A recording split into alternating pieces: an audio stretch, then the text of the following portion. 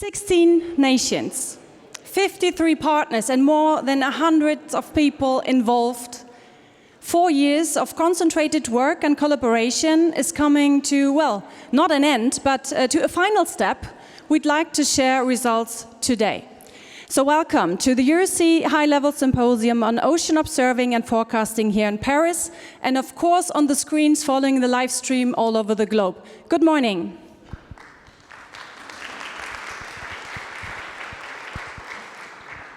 I might quickly introduce myself. My name is Kristin Recke. I'm from Germany. I live in the north, and I'm a TV reporter, so my playground is the Baltic Sea. I'm doing a TV production for 10 years now, traveling all over the Baltic Sea area, and I also do host events about climate, about weather, about oceans, water sports, so I'd love to be addressed as an ocean ambassador.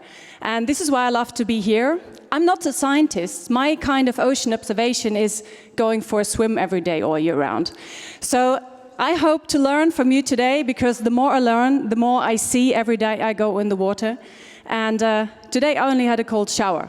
So I learn a lot, I think, and I really hope I can lead you through the day in a good way. Please don't blame me if I get some shortens or some name wrong. It's really hard to follow all the institutes, but it's an honor to be here today. Thank you very much. And now I'd like to address the first speaker on stage, who is a long-term supporter of ocean observation, and he knows this building quite well, I guess. Please welcome the Executive Secretary of IOC and Assistant Director-General of UNESCO, Vladimir Ryabinin. Thank you very much, Kristin. According to your explanation, I think my talk should be organized in such a way that you would understand everything in it. So, and I will really try to do no kind of long sentences. So let me just start that presentation somehow. That is also, I'm technically challenged. I used to be a mathematician, but now I'm a bureaucrat, so it's quite difficult. So, this is your slide. This is not me, but I just added one word here. The word is inspiration on top of aspirations. And that is very important for us, I think. And what I see in this room, I have a lot of friends here, there is inspiration. I feel it. So now, because I welcome to UNESCO, I welcome you to IOC, and on this slide, you will see how IOC is evolving. It was founded in 1960 by 40 member states. Now we have 150 member states. I know that this number will grow, but also there is an evolution. Previously, it was the platform for basically talking between oceanographers from different political systems. Now, you know this slide, this Anthropocene, there is exponential growth of so many parameters that basically determine the future of our civilization. And then IOC also has to evolve. Now we are turning into a governmental platform in the United Nations system for addressing the ocean dimension, ocean science dimension of those issues. It's a very important thing. And this requires a lot of work, actually. Very, very heavy slide. I promised no words. Well, these are all acronyms, which I hate, but at the same time, each acronym stands for something really, really big. Toste is looking at me, and this is GOOS, just one acronym, 4 letters there. But this is huge work. And then I can repeat how we can work. We have to do ocean observations, we have to do ocean research, we have to exchange data, generate real-time services, we have to generate information for assessments. This information goes into managing the ocean, and the center of this is capacity development, leaving no one behind. So this is how IOC operates through different elements of its work. But the dream that I haven't yet fully implemented, being executive secretary for 8 years, is that the whole thing works as a value chain. Still, we need to do more in that particular area. Now, UNESCO is a part of United Nations system. You all know that in 2015, United General Assembly adopted the agenda of sustainable development with Sustainable Development Goal 14 on the ocean. During that, not everyone knows, but during that assembly, already the first draft of the World Ocean Assessment was presented, a 1,000-page document, then it was published in 2016. And you know, if you try to formulate, actually there is no phrase like this, it's not a quote, but if you wish to formulate, summarize the whole document, it's just one phrase, the phrase would be, humankind is running out of time to start managing the ocean sustainably. So that, of course, is a very catchy phrase, but we all need to understand what does it mean what it means to manage the ocean. So in that sense, this is just my view of the ocean management. It may be not complete, it may be missing some parts, but you know, we have to do coastal zone management. More and more we move offshore through maritime special planning. And at the beginning of this century, we had maybe 3 to 5 countries that knew what it was. Now we have more than 100 countries that have MSP in one way or another. We have to protect the ocean through marine protected areas, managing large marine ecosystems. Still, we have big legal advances in that area, but practically it's not yet a done deal. So then we have real-time services. We have definitely adaptation, mitigation of climate change, development of policies. So many things, including warning systems, capacity development. So that is these are the components. But for me, the most important thing in that sense, we have to move to sustainable ocean planning and management that is based on science, that is climate smart, biodiversity oriented, and is contributing to ocean economy. So now let me very briefly present to you 3 assessments that we did in 2017, 2020, 2022. So they are complementary to many important assessments that are happening here. I would like to just present to you the most important for me conclusions from those assessments. 2017, that is the assessment of the global oceans, called a Global Ocean Science Report. So it's not a scientific report, it is a report about the state of ocean science. So you see this ugly map of the world, and it was constructed by increasing or decreasing the areas of countries according to the number of publications in English. And you will see that there are 3 centers of power in the world. This is Europe, this is North America, and this is Eastern Asia plus Australia. But you know, definitely Africa is not on the map. So that is, I think, the most important and striking feature. How uneven is the capacity in ocean science? Then, in 2020, we published the 2nd edition of the same report. There are many conclusions there. It's quite a useful report. This report is used by United Nations to see how we support ocean science, how it is developing.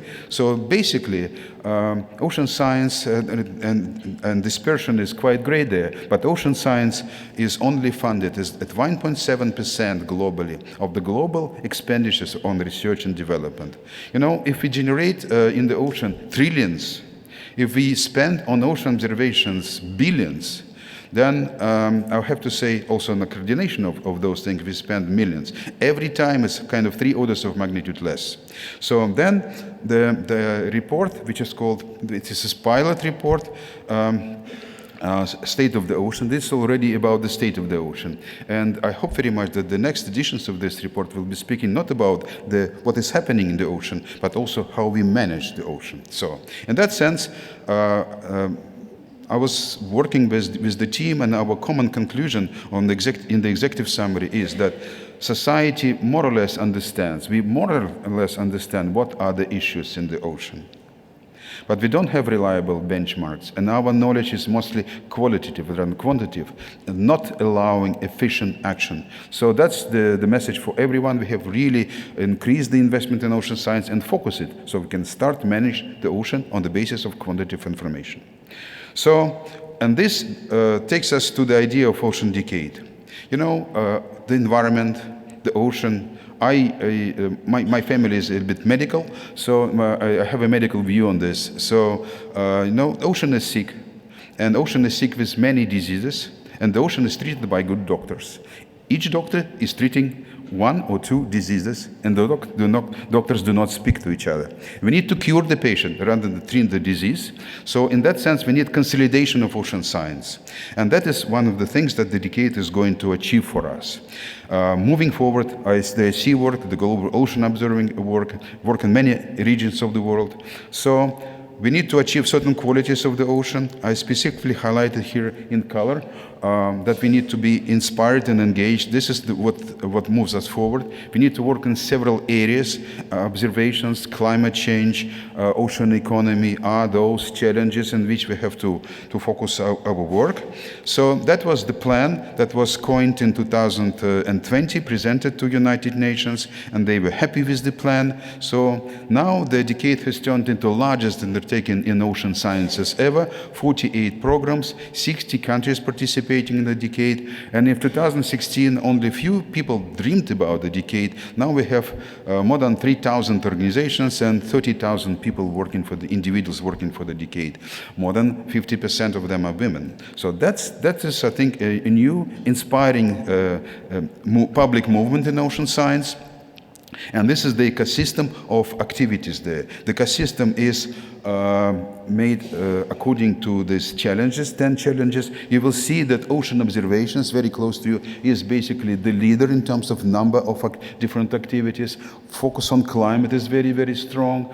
But there are some parts that are lagging a little bit behind. So that is what we are trying to kind of level a little bit through different calls for action. On 31st of August, the 5th call for actions ended. We have some ideas, some proposals, and that call was focusing on marine pollution and ecosystem health, basically trying to move up those graphs.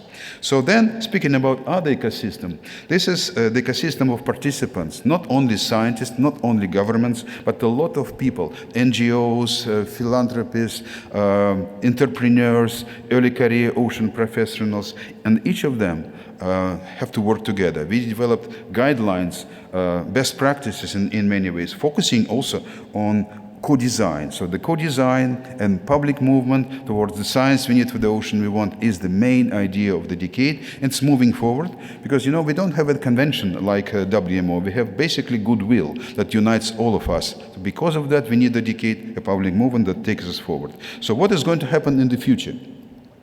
So the decade has to converge to the qualities of the ocean, and there is a process that is already in place. There will be leading thinkers in the world that will be summarizing where we are in the decade challenges, what is the missing elements, what have we achieved, how this all will come together. I invite you to the milestones in this process. One of these milestones is the Decade Conference in Barcelona, 10th to 12th of April. That will be basically a massive stock taking of where we are in these 48 programs, more than 200 projects. Then we will try to translate it to the work of United Nations through the preparatory conference for United Nations Ocean Conference in Nice in 2025 that is going to take place in Costa Rica, and then one Ocean Science Conference, and Francois is one of the leaders of that conference. That is going to precede immediately the United Nations Intergovernmental Conference. So this is also an ecosystem of activities, ecosystem of people. But I would like to thank you for what you do. We're all like family. You know, I have 3 months before my retirement, and you know, I have to say that happy time. I like the team, and you know, it's really a team, not just a collection of individuals. Thank you so much. Thank you very much, Vladimir Ryabinin. Thank you. As I mentioned, I'm a journalist, so I'm interested in science communications. And this is actually how I got to know the next speaker we're going to have here on stage, because I wanted to know more about the possibility of citizen science and how sailors are connecting data, which started years ago. And now, well, we could announce that there are more programs going up where citizens can really be involved. So actually, when I'm on stage with him, we usually have good news to mention. So we see what he has for us today. You know him as the project coordinator of EuroSea and GOOS co-chair. Please welcome from GEOMAR Helmholtz Centre for Ocean Research in Kiel, Toste Tanhua. Thank you, Kristin. Good morning, colleagues, friends. Ladies and gentlemen, it's my pleasure to be here in front of you today and convey a little bit of the results from the 4-year project EuroSea.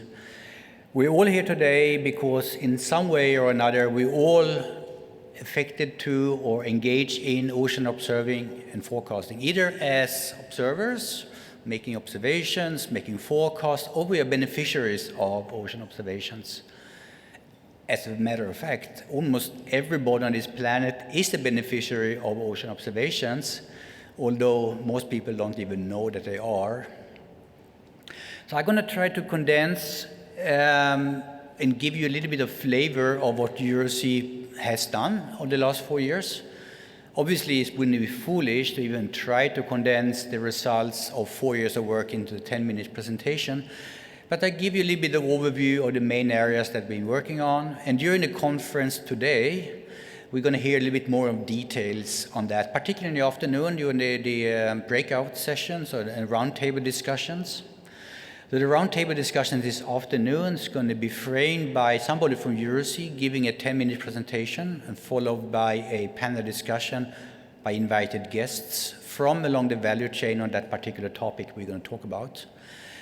But first of all, that in the morning, we have many invited guests and dignitaries from Europe representing nations, big research labs, large programs, and the young generation talking about different aspects of ocean observing and forecasting.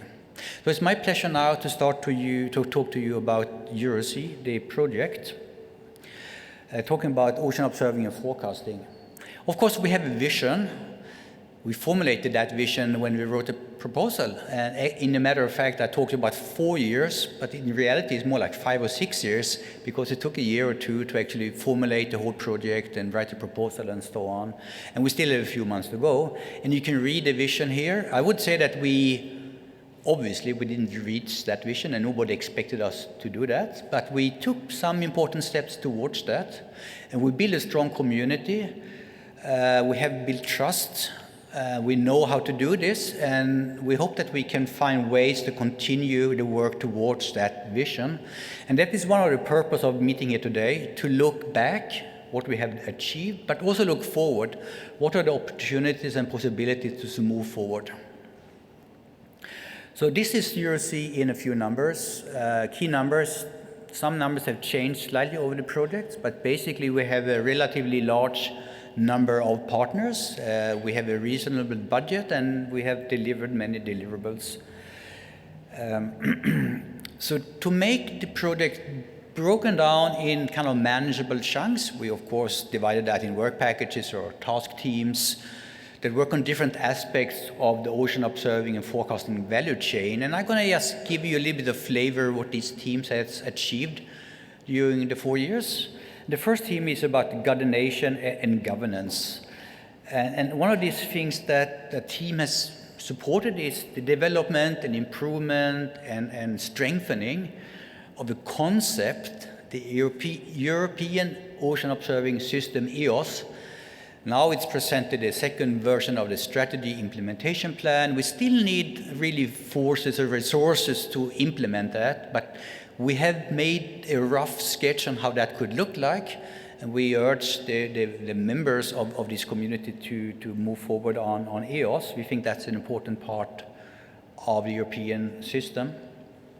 We have established IMDOS, Integrated Marine Debris Observing System, through hard work, talking to many, many partners around the world.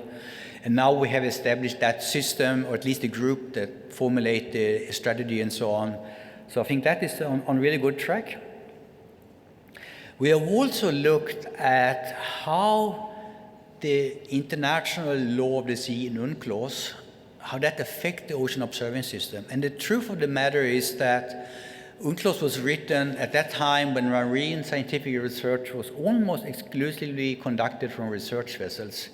And with the increased requirements and the new technology, that is a system that we need to find a practical solution, and EuroSea had proposed a couple of solutions within the context of framework of UNCLOS, how we can make that easier in Europe. We also worked on best practices and supported the ocean best practices system. This is a very important part of making measurements, operations, observations comparable and standardized, and use the collective knowledge of the community to implement these best practices. Any good observing system or forecasting system needs a good design, and this team looked at the design of that. And one of the things that they did here, they developed indicators for the ocean observing system. Very useful. They also looked at the design of Argo floats together with the mooring arrays. They also looked at the Ocean Observing System Simulation Experiment, OSSIS, how to optimize where you deploy your systems or gadgets in the water to get the most information possible out on essential ocean variables. Of course, when you have an observing system, you need to make the observations, you need to have things in the water, and this is what this team looked at, integration and improvement of observing networks.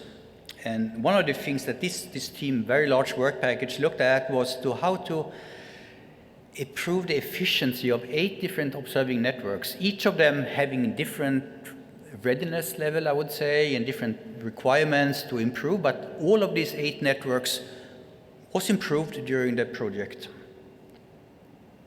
We also looked at how can these networks efficiently deliver the data and the metadata to the European ocean integrators. But we also looked at the integration of the different networks. We should not look at networks as insulated silos. They all work there to deliver information on essential ocean variables. We have been trying, and we have started to integrate these networks, but we also looked at the integration of the ocean observing system across the whole value chain in a kind of bigger picture. And Joachim here and his team published a paper on that, which I think was very interesting and thought-provocative, how we need to change the attitudes of ocean observing to make that being more of something that we can work on together without the science budget of that and the way that we actually finance and motivate the people in the system. So that's very important work. Of course, once you have done the observations, you need to deliver the data, and the data has to go into a simulation system, to models, to provide information. This is what this team looked at, and they did, of course, many things. And one of the things was they assimilated data from traditional mooring arrays in the tropics with gliders into models to create assimilation and forecasting and services. They also looked at a model ensemble system in the Mediterranean. So the first time ever we have an ensemble model system for ocean forecasting in the Mediterranean. But we also looked at data delivery, and one of the things that the team did, they have produced a new data product from ocean biogeochemistry collected from ship-based time series, SPOTS it's called.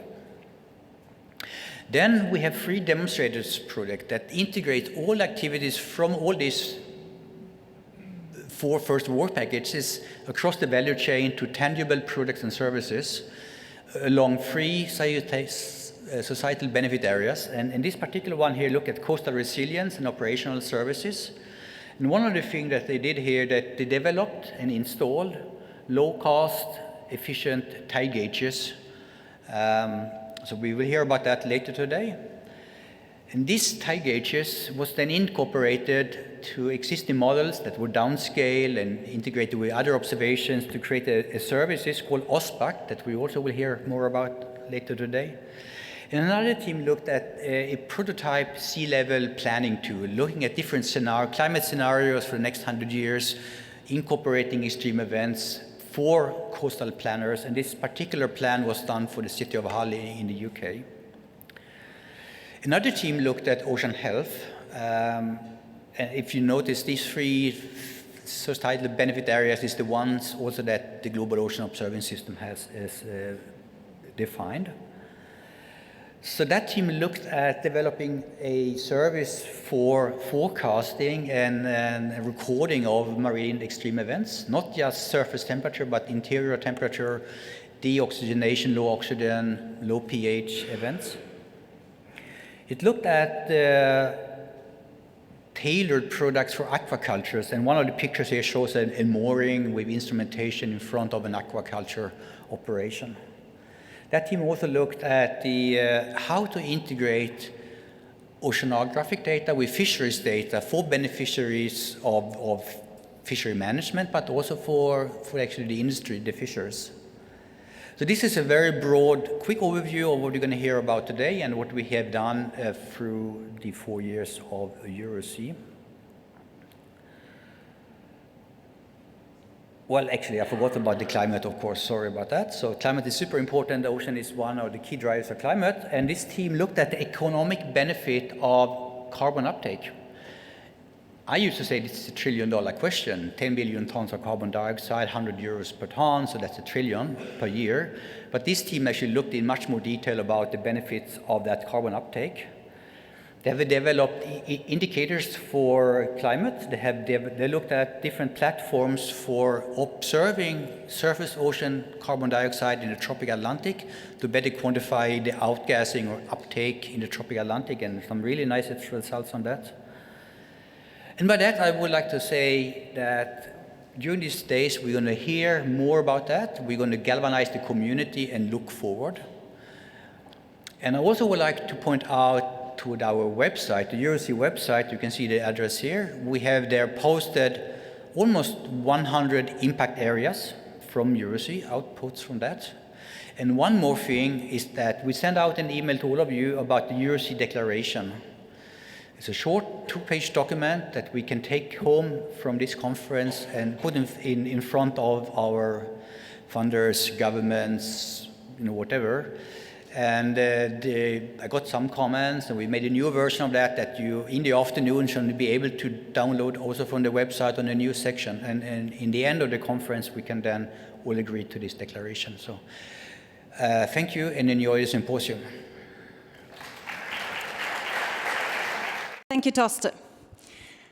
Our next keynote will be held by a woman who connects science and politics. She helps to make sure that qualified data will be provided to create a digital twin of our oceans. Why? Because it has an impact on political decisions.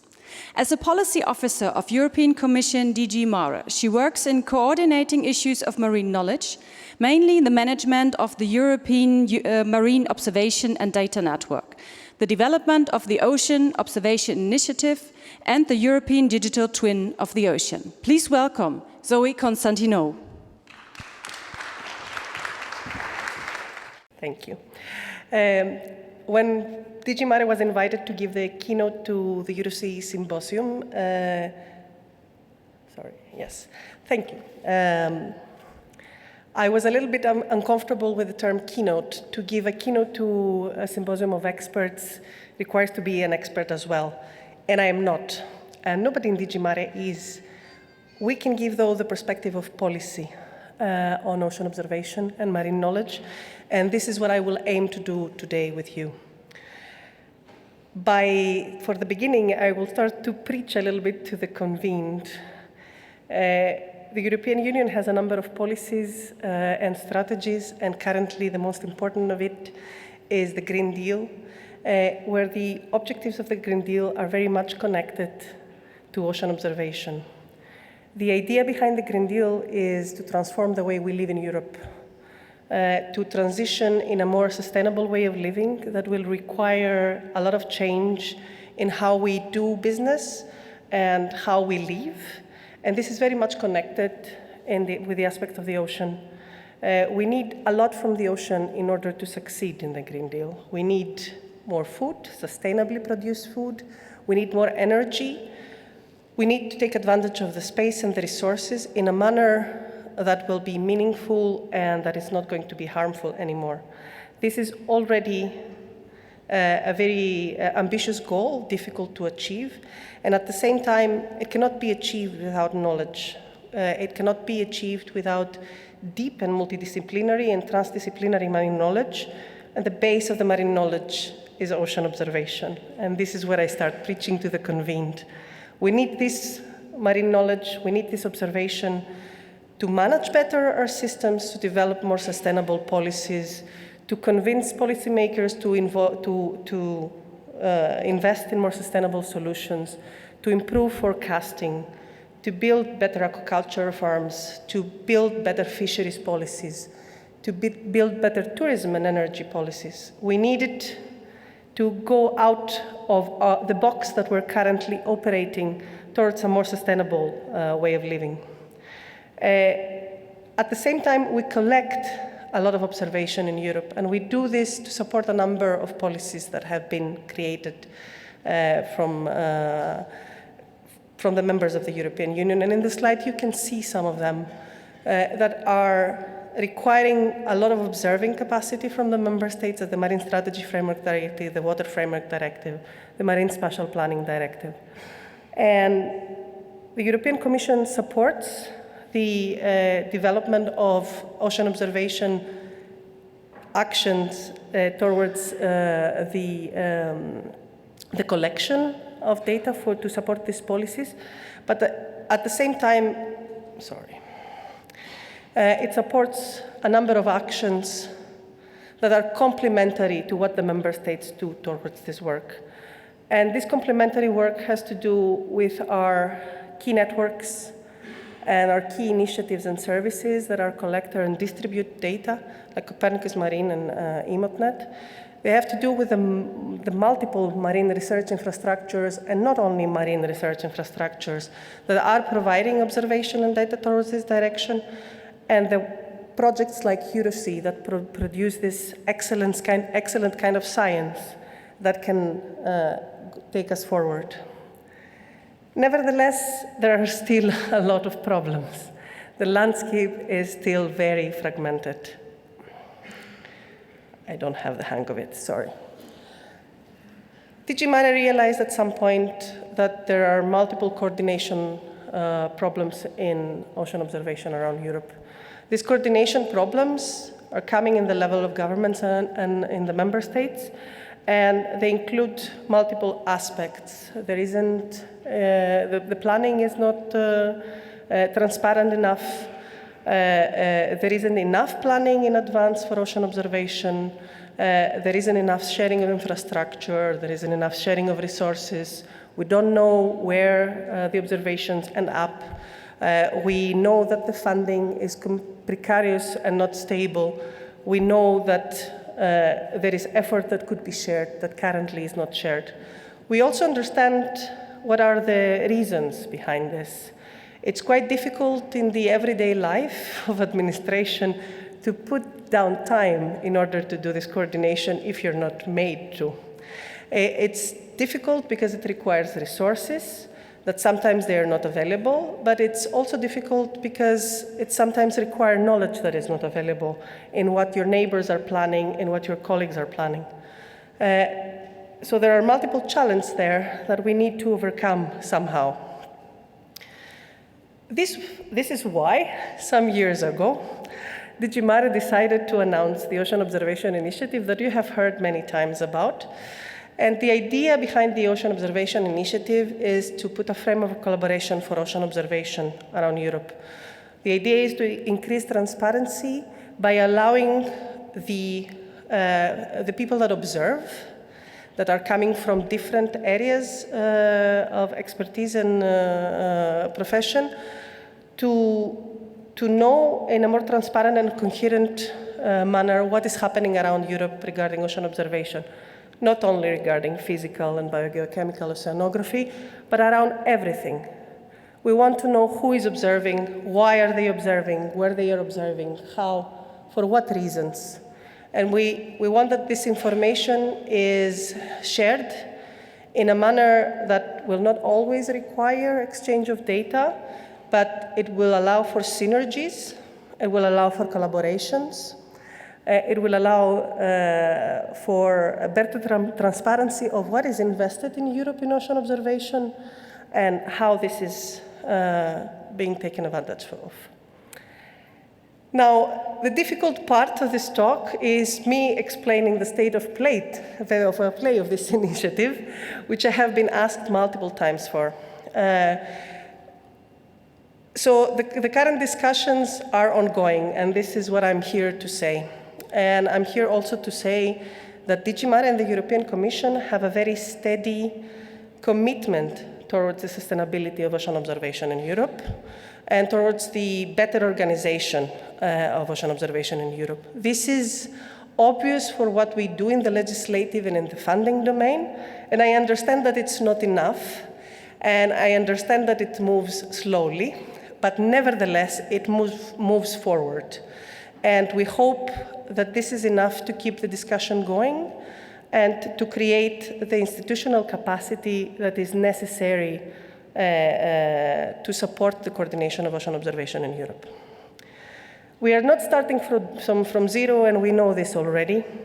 There are already multiple networks of collaboration, and you're part to most of them in the international and the European level.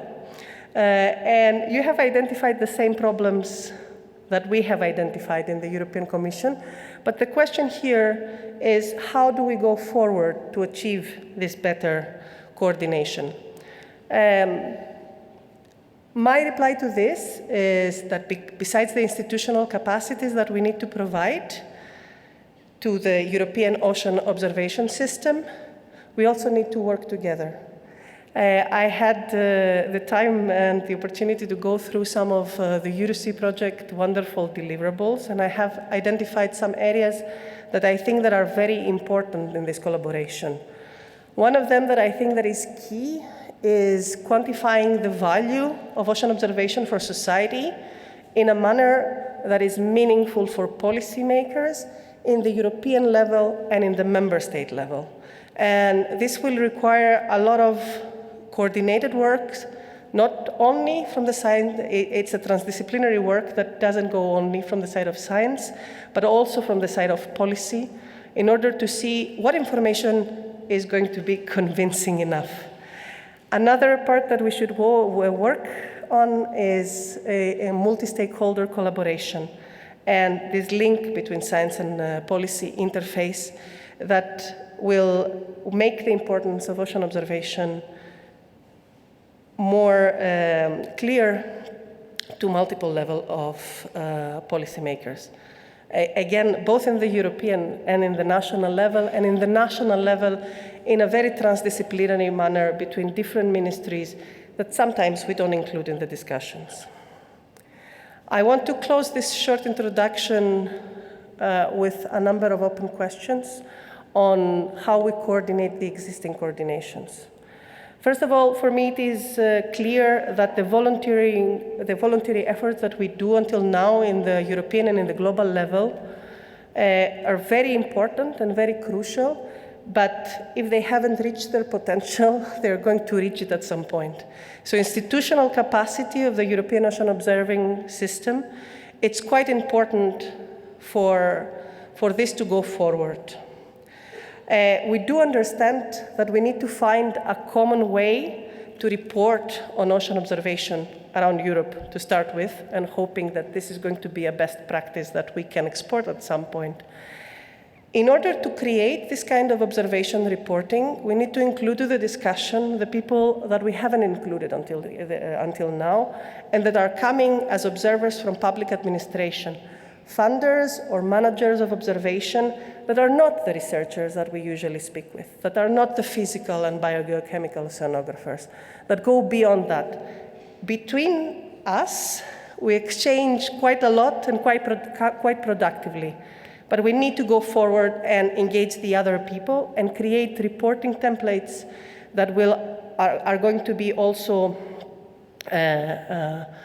good for them, that they're going to be able to use them, and that they're going to be able to provide us with information that is extremely necessary. The other part is that we need to continue working into the coordination of our research infrastructures and our knowledge creators, and we need to create an umbrella organization. Some umbrella organizations, we will see, I would say one, that is going to be responsible for this institutional coordination of ocean observation around Europe. Nevertheless, in the creation of this, we should take advantage of what we already have. We have multiple structures. This is a fascinating and very crowded landscape. We have to clear our roles in this landscape and make sure that we move forward in a collaborative manner, taking advantage of what has been already done. Thank you. Forward is the key word. Thank you, Zoe Konstantinou. Thank you very much. I might have mentioned earlier that I'm honored to be here today. And when I prepared the speaker introductions, I realized that we do have the leaders of the biggest and most important marine institutes gathered here today. And that feels kind of motivational, actually, to see that we are going to share your knowledge here today, but also good what Zoe just mentioned, that we need to spread the word also out of this room. But this is also why we're streaming live. I hope a lot of people are watching this. So let's head into the next 1.5 hours to hear your success stories, possible and necessary steps forward. There's the word again. So let's say host country first. We will start with a French speaker today, coming from the biggest marine research institute in France. Please welcome the president and CEO of IFREMER, Francois Houllier. Good morning. Thank you for the introduction. Didn't prepare any slide because I think I have to be short. The first thing I wanted to say is that at IFREMER we are proud of being part of this EuroSea project. We contributed not only to data integration and reinforcing the network, but also using and focusing on the use of Argo to improve our understanding of the carbon cycle. So I really appreciate that what we did and the opportunity to do work in this EuroSea project. The first thing I wanted to say was brilliantly presented by Vladimir. I will not insist on how our future depends on the ocean. It was clearly stated. What is maybe new in this 2023 year is that probably we collectively better understand that the changes that occur are accelerating. We had these heat waves this summer in the Mediterranean, in the North Atlantic, and I think there is a strong understanding of the urgency. Should have been there before, but well, better acknowledgement of what happens. In this context, and I think it was also clearly demonstrated by Vladimir, there is a need to better understand for protecting the ocean, and this need is better recognized at highest political levels. You mentioned, Vladimir, a lot of fora events that happened. Last year in France, there was this One Ocean Summit that took place in Brest. There's this European mission on restoring our ocean and waters. There's this UN Decade of Ocean Science for Sustainable Development. And in this context, Vladimir said it, we have been tasked, and when I say we, it's not only IFREMER, it's we, in that case, it's CNRS and IFREMER. We have been tasked to organize this One Ocean Science Conference just before UNOC 3 in June 2025. And I think this is a clear sign from the political leaders that they want to have science and knowledge somehow closely associated to their decisions, and this is the message they want us to convey, and this is what we have to build. I cannot give you more information at this stage about this One Ocean Science Conference. CNRS and IFREMER have been working with the Intergovernmental Commission for the Ocean and with UNESCO. We are working also with a lot of other organizations. We will issue a call for communications at the beginning of 2024. This is our target. And we will expect contributions and communications from those who have been participating to EuroSea. I think observation will be a part, but only a part, of course, of this One Ocean Science Conference that will take place in Nice in June. In the context that has been presented by other speakers, it's clear that systematic and long-term ocean observations are more than ever required to understand, predict, adapt to climate change, and for sustainable management of the ocean, of its resources. Maybe one point I would like to insist on is that, I think it was stated by Zoe, our political leaders, when I have the opportunity to meet them, the policymakers, but also the policy implementers, but also the NGOs and the private companies, are calling for more ocean data. They are also calling for more open and shared data and information, and they are calling for more operational information that they can use.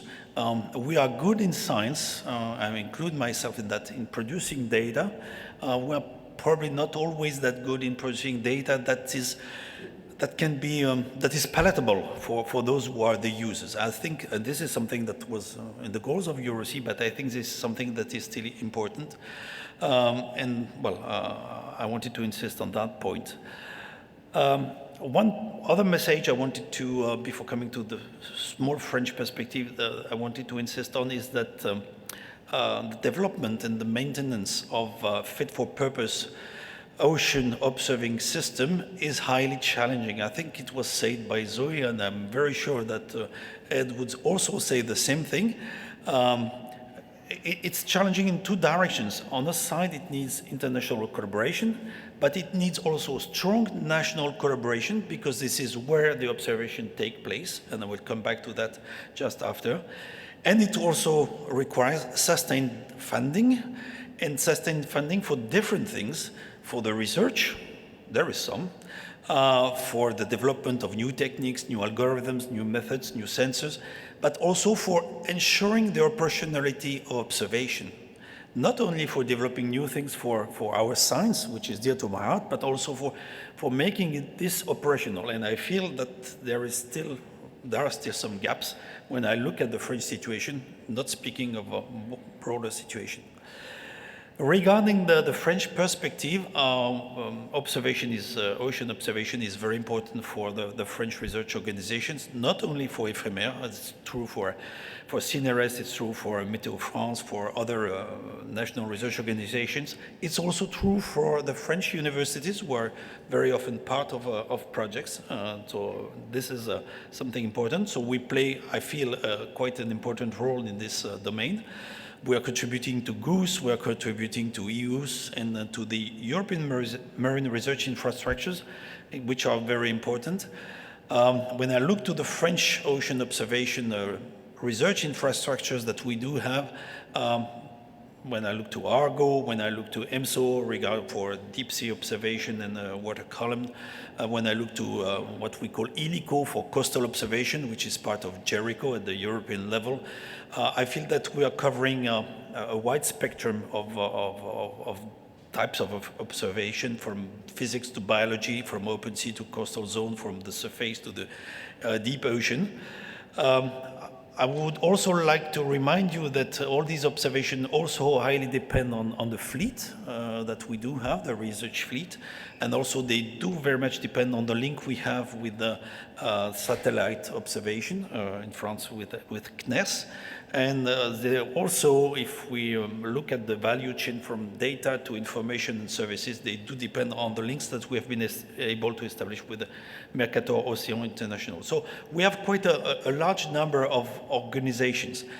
And just to give you an idea about the funding or the costs, 1/3 of our budget at IFREMER, 1/3, is dedicated to the fleet, which is open to the whole French scientific community, and to the observation research infrastructures.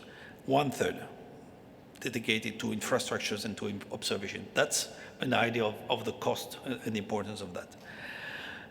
But to further develop the coordination at national level, we have decided in France that these different research infrastructures would be somehow better coordinated, and we are in the process, along with CNRS and the other organizations, including the universities, we are in the process of establishing what we call the FROOS, the French Ocean Observing System.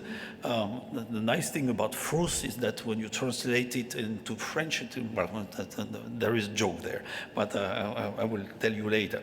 So we are very much in favor of developing that coordination system, so that all these observation systems are integrated and articulated with each other. So with that, I wanted to just congratulate those who have organized this meeting and also who have led this project, and convey again the importance that we attach to this observation and to the value chain that is attached to from the observation to the services that can be delivered at the end. Thank you. Thank you, Francois. The next speaker was one of the first Spanish scientists involved in EuroSea. Today he works as the director of the Spanish Institute of Oceanography, IEO, which operates an ambitious observational program of the marine ecosystem in Spanish waters to provide scientific reference for decisions on the marine ecosystems by the central government. Please welcome Javier Ruíz. Thank you for the introduction. Thank you to the organizers and the consortium. Thank you to the audience for giving me the opportunity to share, and I was asked to share this, what is the role, how can observations in science to provide services for the making of decisions at the Spanish state. And I must say in this regard that in my institute, which is more than 1 century years old, we started the observations more than 1 century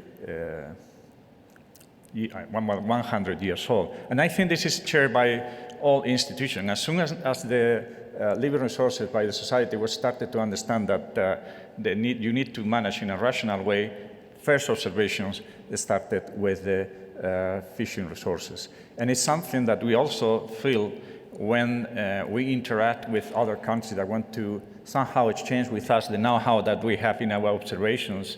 The first thing they want to do is to implement a systematic, high-quality observation of the fishery resources. This is a kind of first wave in the system of observation. The second wave we established in the Institute was in the 90s, more than 30 years ago, and it was implemented when all the issues related to climate change, the society started to understand that this will be a problem for the society, and then we established a system for these observations along the Spanish waters, still alive, and we hope to keep it in the future.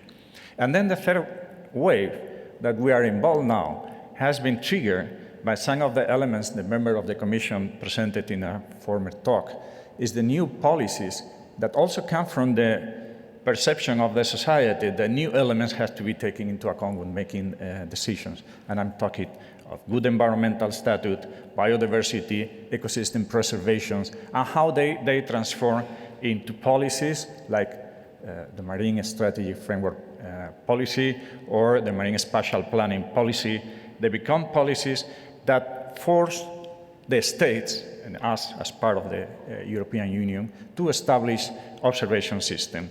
And this third wave is that we are implementing in this year is more connected to elements of the ecosystem which are not so easy to establish systematic observation. I'm talking, for instance, of biodiversity in deep waters, on benthic ecosystem, benthic fauna, from rocky south bottom, from the line shore to deep waters. We are involved now in a very ambitious program to make systematic observations of these elements of the ecosystem, and they are being used already for the making of decisions at the Spanish state, and we also hope that this will become data for the future generation of scientists to understand better how the ecosystem is functioning. And as I said before, these observations are already the backbone for the making of decisions by the Spanish state, and the Institute has this legal mandate to provide the scientific knowledge. Whenever there is an action on the marine territory, there has to be a scientific assessment, a scientific study of what will be the consequences of this action. And these systems of observation is the backbone for making this scientific assessment and providing this assessment to the state. And as you know, the sea territory now, and it has always been a territory of conflicting interest. It has always, along the history of humankind, has always been an area of strong disputes, and it's the same case now. And in this sense, the observations, the quality and resolution of the observation are critical, for when you provide this statement, the science really become an objective frame that can be helpful to the resolution of these disputes. And this is where theoretical concepts like Micket's frequency, carrying capacity, resolution, they do not more become theoretical concepts. They become the basis where companies can grow or decline, jobs can grow or can be lost on the basis of the scientific advice that is provided. And This makes critical that the picture that we as scientists provide for this assessment is of high quality, high resolution, and as neat as possible, because we offer a picture that is not neat enough. In an arena of conflict, each of the stakeholders will make an interpretation of the pictures that is according to their own interests. So observations are critical to provide this very neat picture. So you delete the less feasible space to the interpretation by the stakeholders. And that is why this concept, the quality of the picture, the image that we provide for the assessment is so important. And this is why it's so important. When these big policies become decisions, exact detailed decisions, to have a very high resolution, high quality, relevant, it was mentioned before, relevant, it's not always the scientific curiosity, it's what is necessary to deal with the problem, what is necessary. And when this clear picture is provided, the decision makers, they have to follow the scientific advice. It's better for them to follow the scientific advice. And it's very, very rare, and this is my experience, it's very rare and less every day, they do not follow the scientific assessment if you provide a high quality, relevant, rigorous, independent scientific pictures. And this is what I wanted to share, the experience I wanted to share with you, and thank you again for providing me this opportunity. Thanks. Thank you very much, Javier. Our next speaker comes with good news firsthand, because the UK is not part of the EU anymore, but still the country stays an associated country in projects like EuroSea. Since decades, he pushes the global development of ocean observations, weather and climate predictions, and he says, we now need to combine the technologies with political action and also find new ways of sustainable financing. Please welcome the Director of the National Oceanography Centre in Southampton, Ed Hill. Thank you very much for that introduction, and thank you to the organisers for inviting me to participate today. It's a pleasure to be here. And I'm pleased that the National Oceanography Centre in the UK was able to be a partner in EuroSeas, where we specialise particularly in the issue of sea level observations. Ocean observations are the foundation of a value chain of data and information which serves multiple users for making decisions, but also for advancing scientific knowledge and understanding of the ocean. Technological innovation has been making rapid progress in making possible the global and regional infrastructures that enable continuous sustained ocean observations to be possible. Technological development is no longer the critical limiting factor in the rate of progress, which now is moving more into questions around political will, clear governance, prioritization, and finding sustainable business models to finance ocean observations as large global and regional infrastructures. The role of science has got multiple contributions across this endeavour, from informing the design of observations and well-constructed advice and evidence. But science itself is also a key user of ocean observations for the purpose and motivation of advancing knowledge and understanding of our rapidly changing ocean. Indeed, in the areas of the ocean beyond national jurisdiction, scientific funding agencies, together with national Met services, are the primary, in fact, really the only funders of sustained ocean observations. And this funding is primarily delivered at national level. And so I wanted to say a few words about what has been happening in the United Kingdom by the UK's main science funding agency, UK Research and Innovation, particularly around environmental science funding, which covers that in relation to the ocean. Firstly, UKRI has been investing very significantly in capital and developing the technologies, particularly for autonomous sensing of continuous ocean and environmental observations. Secondly, it has begun a major program called Future Marine Research Infrastructures, looking at the question in the decade 2030 through to 2040 about what future infrastructure will look like to support marine research. What will be the mix of ships and autonomous vehicles and other sensing platforms that will make ocean observations possible? And how will the way in which they interact change? What implications does it have for the design of future ships, but also what implications does it got for the design of observing systems? And what are the big science questions that they need to address? Thirdly, I've talked about how we need to treat observations as an infrastructure, and indeed UKRI has a line of funding which it has been continuing to develop and indeed grow, which supports research infrastructures, including things like ships and aircraft, but also the data management systems and, crucially, some of the sustained ocean observations themselves. Indeed, it's a line of funding which is well over 150 million euros per year at the moment, just of the operating costs, not including capital. But the organisation within UKRI that supports that has decided that that cannot grow indefinitely and has capped it at no more than 40% of the total science spend for environmental sciences. And that has led to a question, which is how that investment should be prioritised.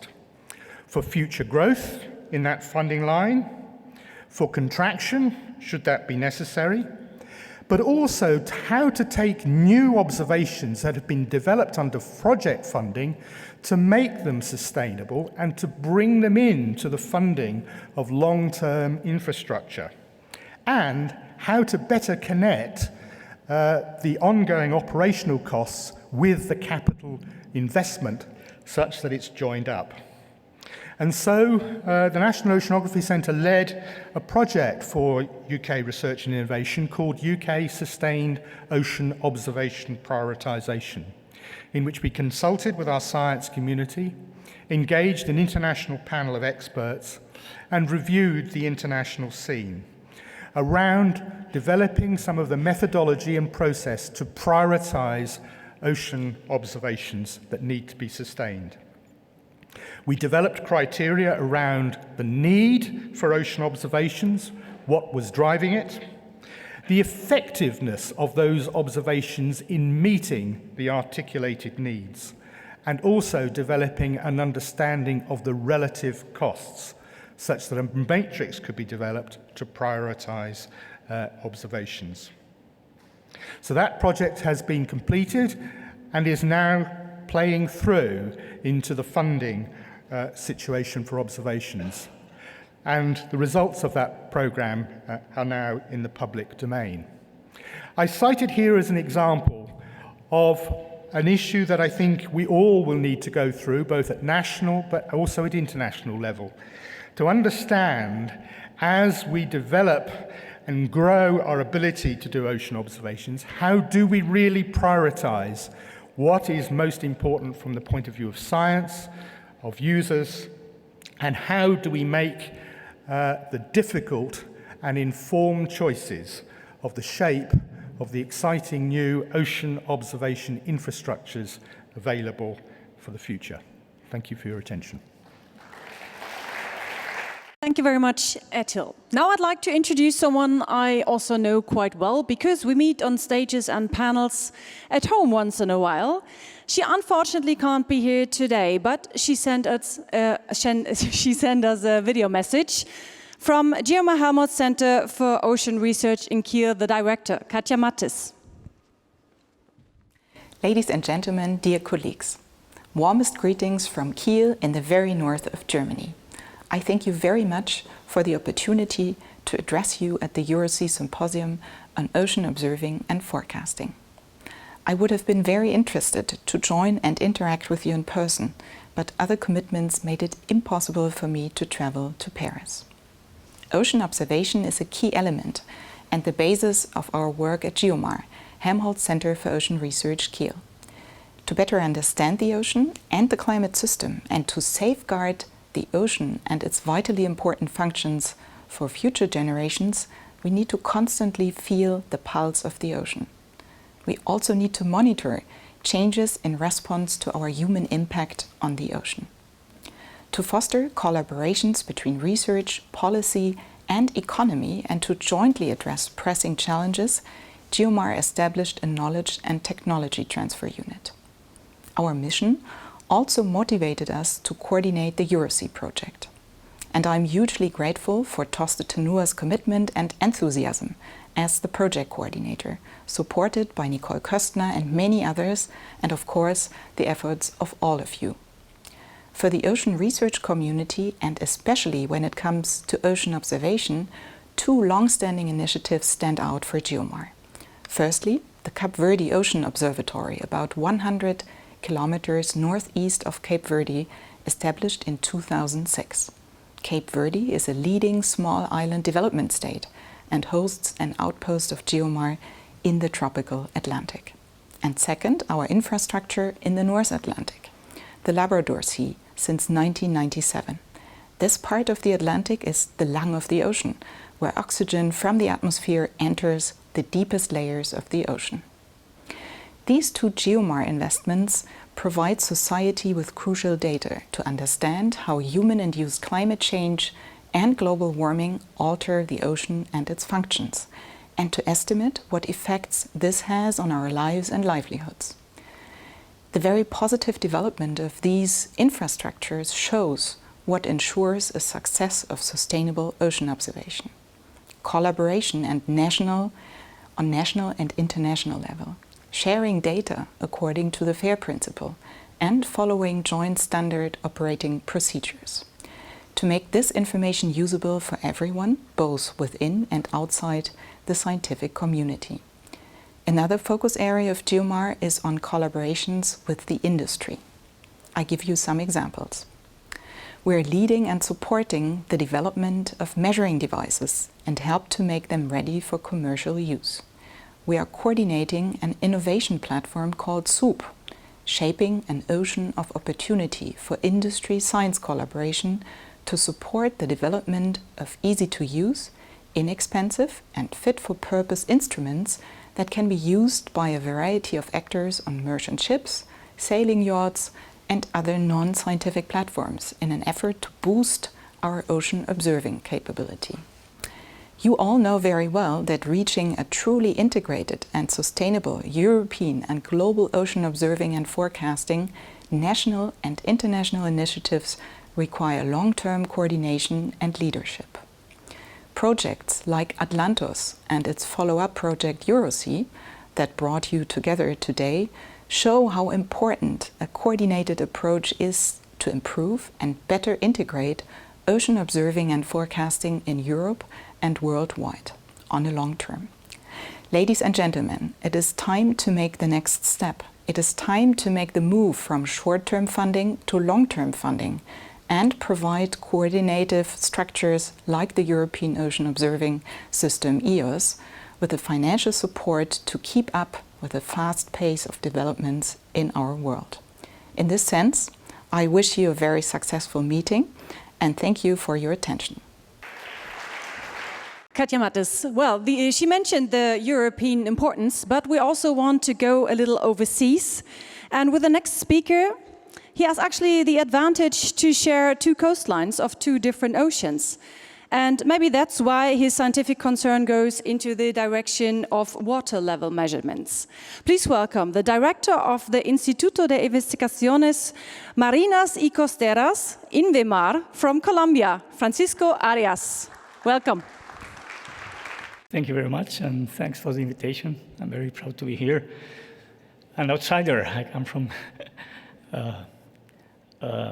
South America, Colombia, and how's been our participation in EuroSea? That's something that it's very interesting because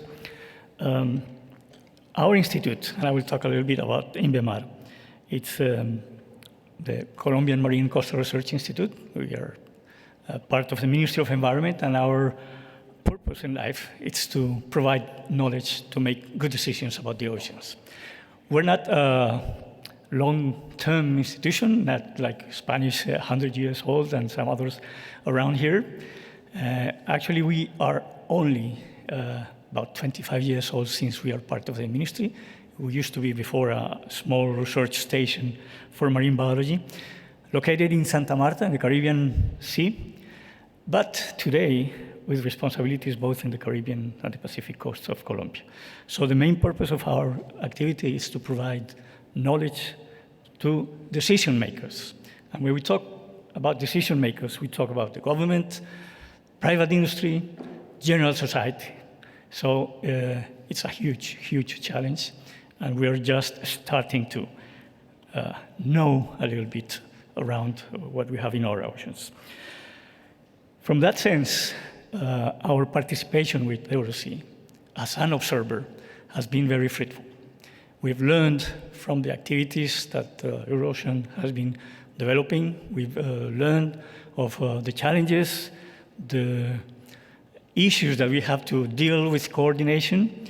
And this has helped us to refine, first, a national system for observation on the ocean, which is what I'm going to talk about, the success story, which is called REDCAM, in Spanish for Red de Calidad Ambiental Marina. It's a national network for the observation of the marine quality in our coasts, mainly in our coast. We are not still ocean-bound as we hoped that it's be in the development, but we have reached some major steps.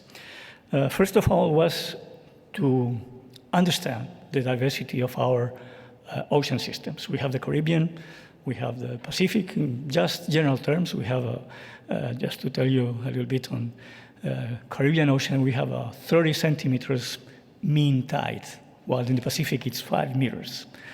We have a precipitation of around 800 millimeters a year in the Caribbean, so most of the coast is dry.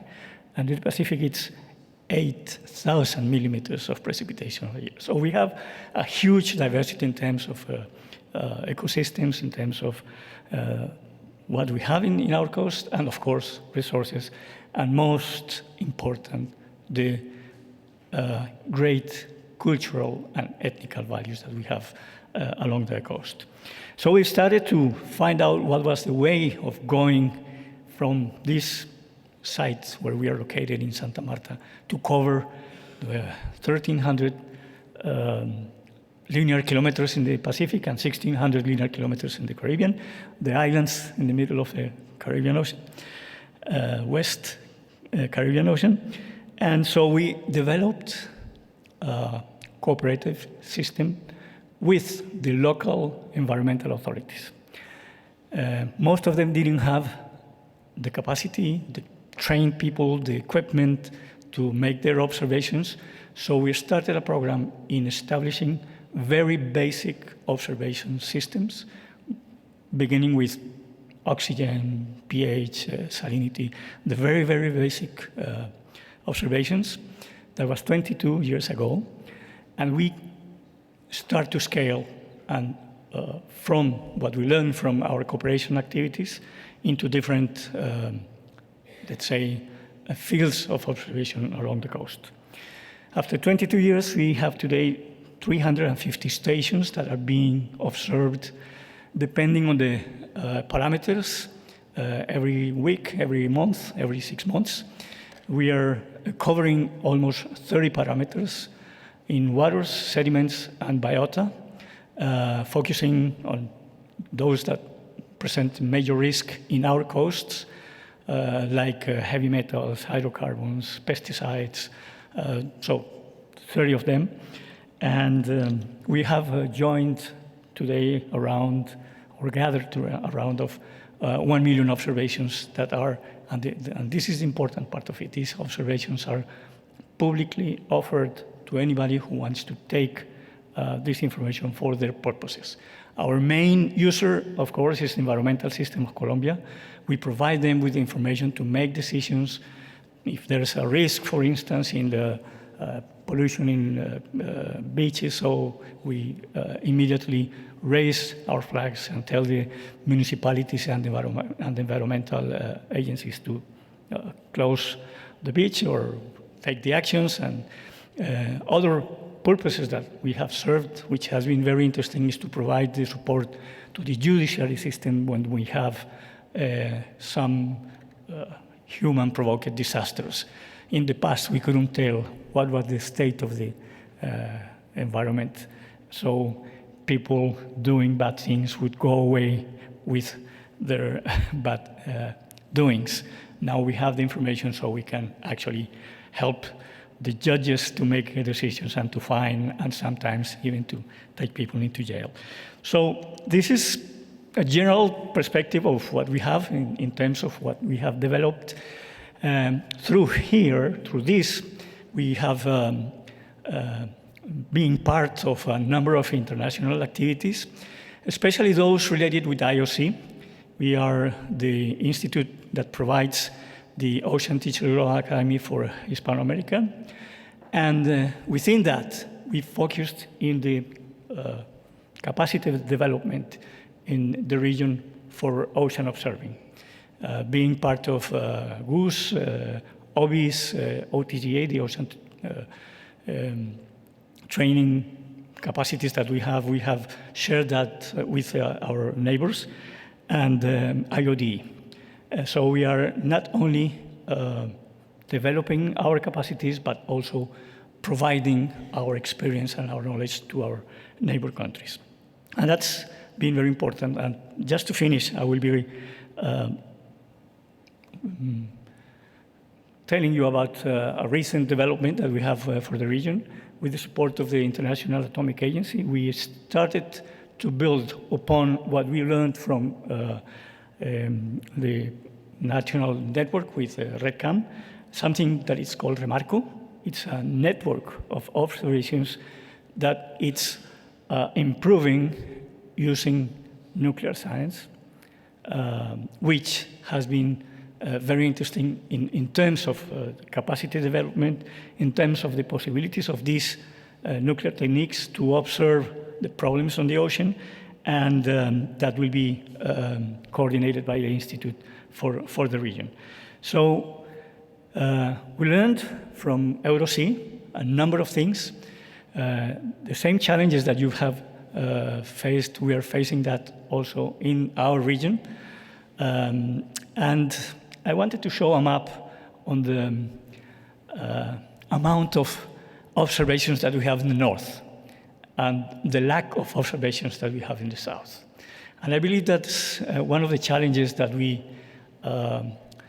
tried from our perspective to put into the decade of ocean science and the need of cooperation from north to south to fill the gaps in observations, which is absolutely necessary to understand and to develop the strategies for the ocean we want and the future of all us, mankind.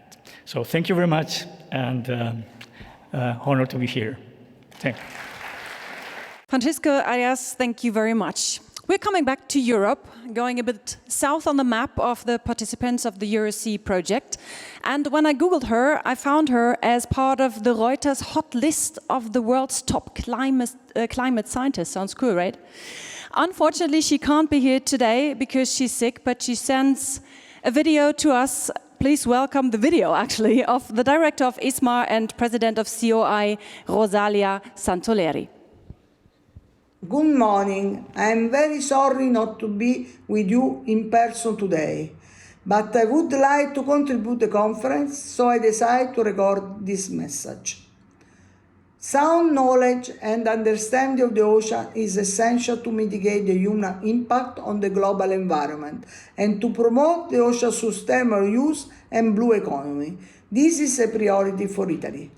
Effective ocean management depends on marine observation generated by existing national, regional ocean observing systems and networks. In the last 2 decades, significant investment in ocean observing infrastructure has been made by Europe, and Italy actively contribute to this effort. Recently, Italy decided to reinforce the national ocean observing system and to invest 50 million euros in 3 years to implement the Italian integrated ocean observing system.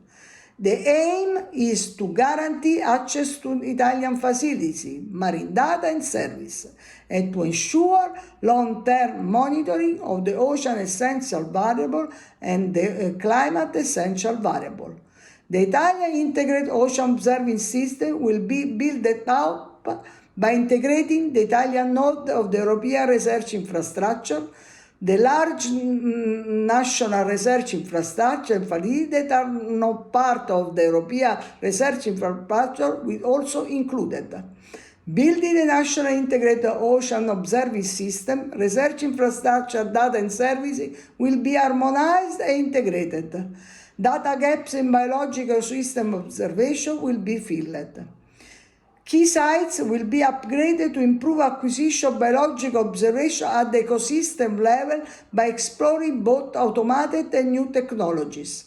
A national marine data center will be implemented to provide open and shared access to the information and data collected by all Italian institutions.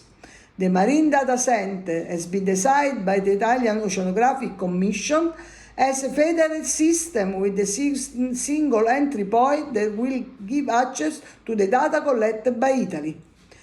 This will reinforce the Italian contribution to European international effort on the ocean observation, in particular EOS and GOOS, respond to the major challenge of the ocean decade, and contribute to the Mediterranean ocean observing system. This will also allow to reinforce our capability in ocean forecasting. Thank you for the attention. Maybe she's watching live, so get well soon and maybe see you at the next symposium. With EuroGOOS, he worked on ocean observation for years to strongly develop the measurement systems in Europe, but also strengthen the links to the European Commission as well as to the users in the different countries involved. He was a key partner of EuroSea during the early days in his role as director of EuroGOOS. Now he's back in his beloved country, Ireland, but he's here today, the Section Manager, Oceanographic and Climate Services, Marine Institute of Ireland. Please welcome Glenn Nolan. Thank you very much, Kristin, and thank you for the invitation. I brought the Irish weather at least, so brought you a gift from Ireland.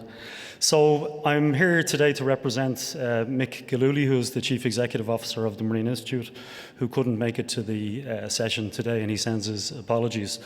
We've been building a capacity in ocean observing in Ireland for about 25 years. And I'm proud to say that I was part of that for a good chunk of those 25 years. And we found that GOOS and the framework for ocean observing in particular was incredibly helpful as we tried to think about how we will structure an observing programme in Ireland. In particular, the partitioning between real-time services, ocean health measurements and climate measurements. That really helped us to think about how we would approach the topic of going from no system at all in 1999 to a fairly well-developed system at this stage. So we started with real-time measurements because that was where the emphasis was, maritime safety and those kinds of applications. We built a weather buoy network, which was a weather buoy network, but we managed to sneak some oceanographic capacity onto that network and built from there. So by measuring waves and temperature and salinity and so on. We also then built a tide gauge network. Don't worry, I'm not going to give you 25 years of history of the Irish observing system. I'll be much more succinct than that. Ocean health then came through the system over time. It helps tremendously to have things like Zoe and others presented in terms of the European directives. They give a real boost, a real shot in the arm to any observing programme because you have this mandated need to make the measurements. And through the Commission and through ICES and through OSPAR, the Oslo-Paris Convention, the directives like the Marine Strategy Framework Directive, the Marine Spatial Planning Directive, we were able to build our ocean health observing system, if you like, the biological components of the observing system. And the nice thing about that is that it's a highly sustainable program. So any programs around fisheries, pollution, chemistry, and so on, they tend to be very well sustained. They're taken very seriously at national level, and as a consequence, the resources flow into those areas. So that's fantastic. They also report on a cyclical nature, so you can't just let all the people go after 6 years because the reporting cycle starts again. So your observing system, I don't need to tell all of you, that has to be there all the time to underpin this reporting. In terms of climate, the third pillar of the GOOS system, the UNFCCC, the Framework Convention, it helps us a little bit. They come in every few years and tell us whether we're doing a good or a bad job in climate observations, and that helps, especially if they tell us we're doing a bad job, because then we can make a case for more resources to fund the climate observations. But the main thing that has really improved our capacity to make climate observations is very strong national legislation in the climate area. We have climate action plans now where we have to cut our greenhouse gas emissions, we have to measure essential ocean variables and so on. And most of the resourcing discussion that we have around the climate observations is framed around the essential ocean variables. So thank you, GOOS, for the EOVs. That really helps things. It doesn't stop there. We have to build understanding and evidence on the back of those essential ocean variables so that adaptation can take place in different sectors of the economy. So that's really the hook, is that you're doing this so that sectors can adapt to climate change. Francois Houllier mentioned the research infrastructures, and others mentioned them as well. EMSO, EuroArgo, Eurofleets, really, really important in terms of getting our house in order, so to speak, to really think about standards, think about collaboration, think about sharing, transnational access and so on with other countries. So the research infrastructures have really helped us in that respect. Now, Toste would be very cross with me if I didn't say something about EuroSea and how fantastic the project has been. So it's been a key programme for Ireland, and I'd just like to compliments my colleague Caroline Cusack, who led all of our participation in the EuroSea project. She did a fantastic job, and hats off to Caroline for all the work that she did. So two very nice things about EuroSea is that it helped us develop the European Ocean Observing System. So it provided, the shot in the arm to really deliver some of the elements of the European Ocean Observing System, EOS. The other thing that it allowed us to do was develop applications in particular areas. And I thought this was a little bit strange when Caroline came to me and said, Ireland's part in this major project is going to be around marine heat waves, or at least one of our parts was going to be around marine heat waves. And I said, marine heat waves, they'll never catch on. This is Ireland. We would never have to think about these things. Until we had a marine heat wave this year that was 4.4 degrees above the long-term mean. And there was a media circus around this for about 2 months. And thankfully, because Caroline and colleagues and many others in EuroSea had done the groundwork, we were prepared for this. We were prepared to deal with the media, to try to explain the difference between weather and climate, short-term events and long-term events. Having this capacity really helped us do that. And EuroSea really got us to the point where we could do that. And it had an interesting flip side. When we showed this to our fisheries scientists, the heatwave product that was developed, they said, actually, we're really interested in the blue peaks at the bottom of the heatwave curve that show when are key periods for fisheries and recruitment into fisheries. So it had a double benefit, if you like. So the future, just to say something briefly about the future, the national focal points of GOOS are fantastic. I mean, they're amazing. And I met Venkat Venkatasan earlier at the coffee break, and he told me that the national focal points in GOOS had gone from 33 back in about 2015 or 2014 to 76 now. And I would say a lot of that means 76 countries have a focal point in ocean observation represented in the IOC system. And I think a lot of that is down to the good work of people like Venkat, the GOOS Regional Alliances, Vladimir, Toste, and many other people. So I think that if you're looking for a metric of success in the project, that is a fantastic metric in my mind. So I'll just conclude by saying that member state buy-in to EOS is very, very important. So please, European member states, continue to support the EOS initiative. The digital twin is going to be very important as well because it helps us implement across the entire value chain for ocean observation. So both the European and the ocean decade elements of the digital twin are really important. And the key thing, in my mind at least, for this is to entrain users into that digital twin. It can't just be an IT project with models and observations and FAIR principles. It has to entrain users in the digital twin.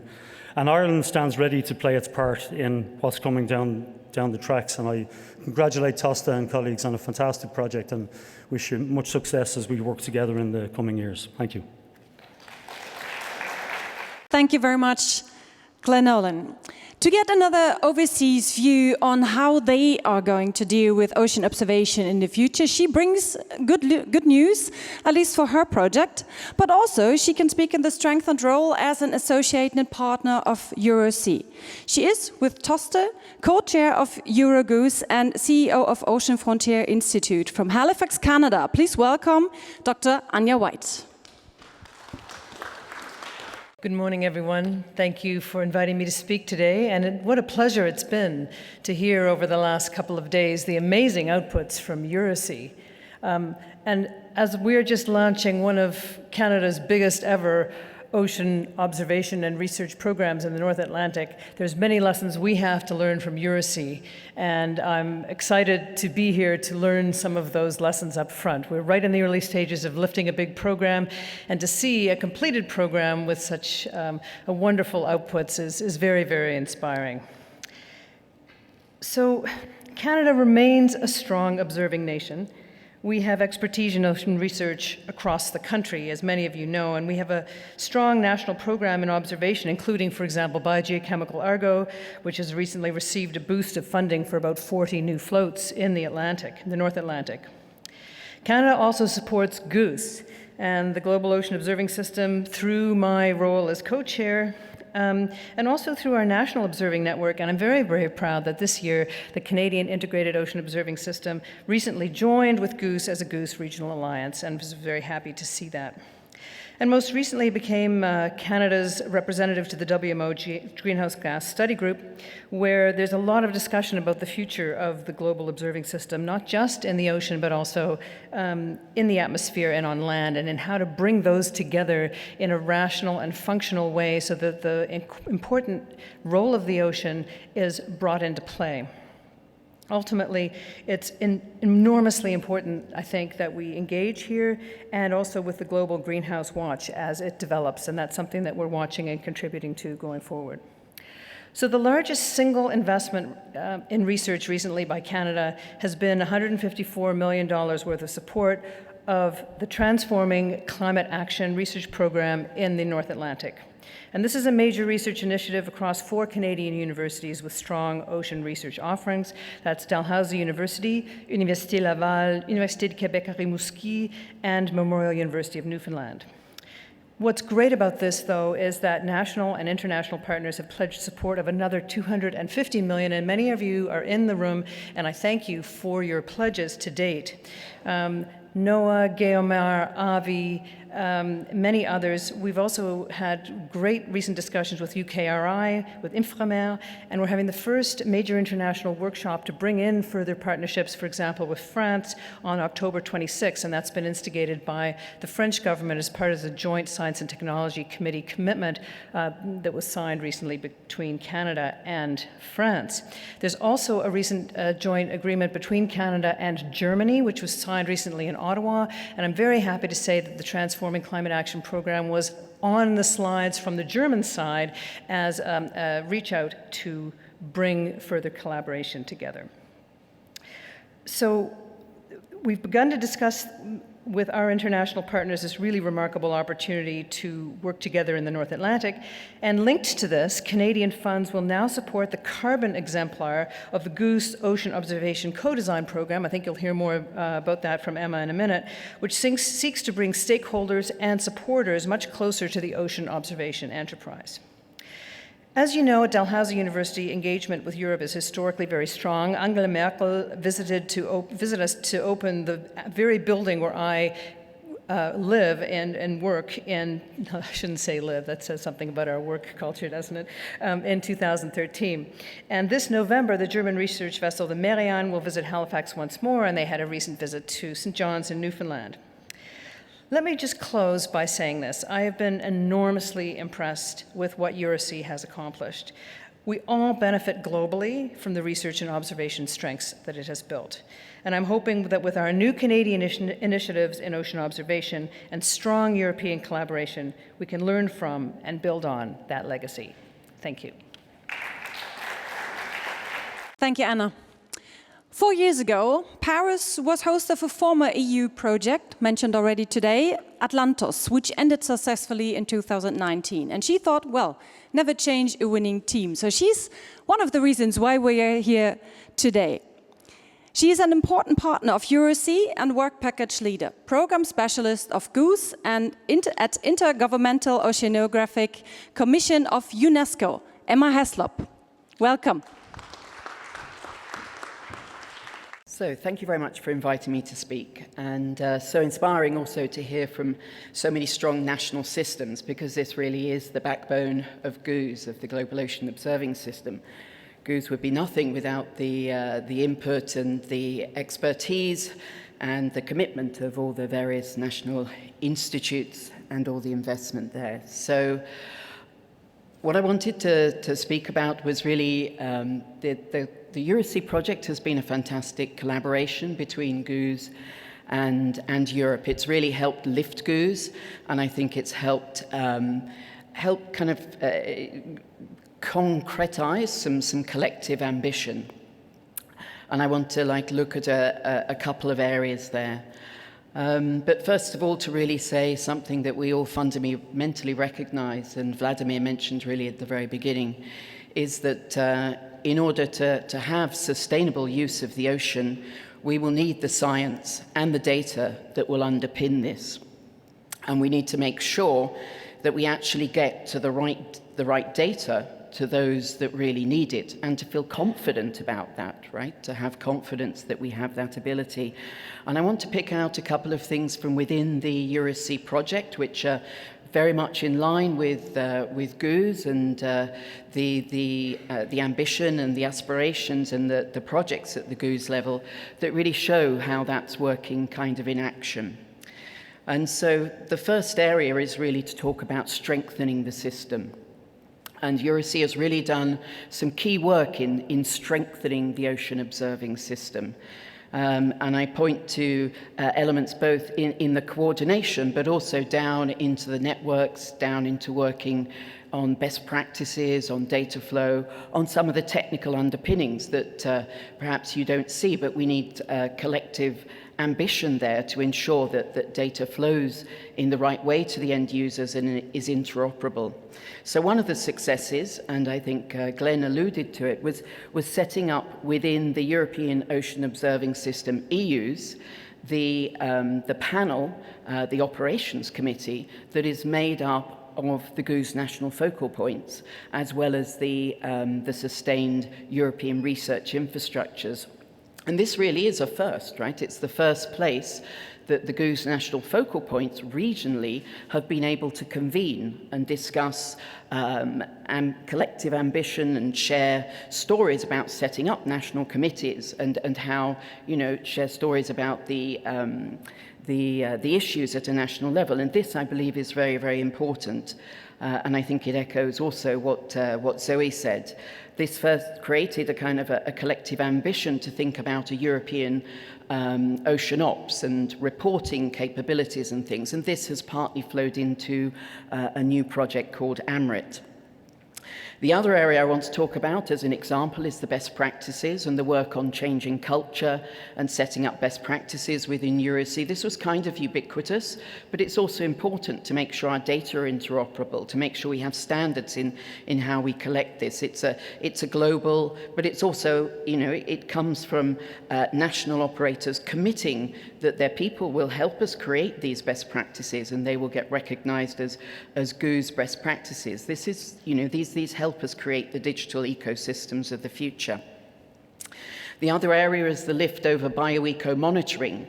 And this really, the communities were brought together around seagrass, around macroalgae, around zooplankton, that really help set kind of collective international ambition over what we need to achieve with these networks, what we need to observe to ensure biodiversity and a healthy ocean. And these also led to the first BioEco portal where the metadata is congregated, where you can see for the first time the set of ocean observations that are available globally, but also within Europe. So strengthening the current system in these various areas, it's not one thing, it's a collective ambition to fill the gaps, to ease the data flow, to make sure that the system functions as a system. And coordination is vital to that. So we need to look at strengthening our system and absolutely strengthening our coordination at a global, at a regional level, and at a national level. So all of those levels are important. So secondly, I want to talk about really connecting to the users. And again, I referenced Glenn had begun and talked about that and the marine heat waves. But I want to say that at a higher level, we really need to set some priorities about our ambition for lifting the observing system. So we need to strengthen it, but we also need to lift it at the same time to meet urgent societal needs. And this came up in the EuroSea Sustainability Workshop, set clear priorities for societal benefit, and this is a clear ambition also within the GOOS co-design program that is selected several areas of clear scientific and societal need around marine heat waves, around ocean carbon, mentioned by Anya, tropical cyclones, storm surge, other areas. And this is an example of how we could collectively work together. And what I saw within EuroSea, with these individual projects, is scientists working with stakeholders and really adding value to those stakeholders, really providing that value.